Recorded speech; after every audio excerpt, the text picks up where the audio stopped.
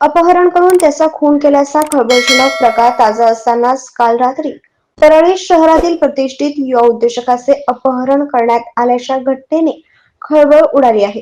या प्रकरणी आता गुन्हा दाखल करण्याची प्रक्रिया परळी शहर पोलीस ठाण्यात सुरू आहे।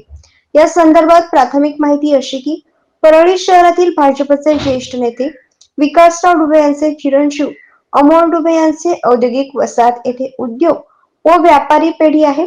नेहमीप्रमाणे ते काल रात्री आपल्या ऑफिसमधून बाहेर मोटरसायकलवर बसत असताना अज्ञात 5 ते 6 जणांनी त्यांना बळजबरी उचलून गाडीत टाकले व अंबेजोगाईच्या दिशेने घेऊन गेले।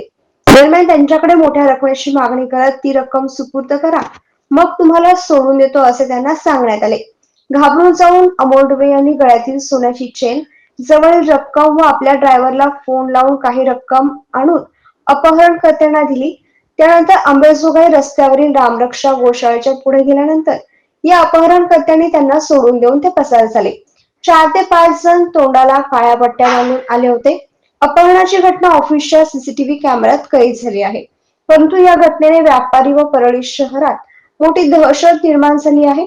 या प्रकरणी आता परळी शहर पोलीस ठाण्यात मोठ्या संख्येने व्यापारी व नागरिक जमा झाले असून या प्रकरणी गुन्हा दाखल करण्याची सध्या प्रक्रिया सुरू आहे।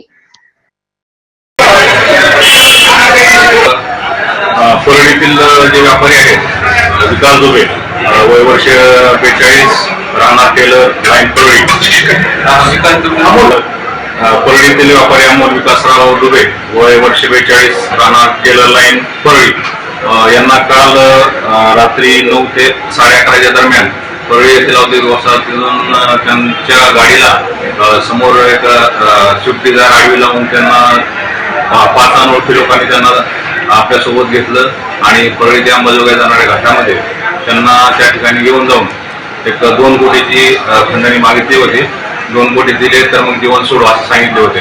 त्यानंतर त्यांनी बाकीच्यांना संबंधितांना फोन करून त्यांचे 3 लाख रुपये आणि 87,000 रुपये जे आहेत त्यांच्या स्वतःजवळच्या दुकानाचा कॅश आणि 10 तोळे सोने त्यांना दिल्यानंतर त्यांना सोडलेलं आहे।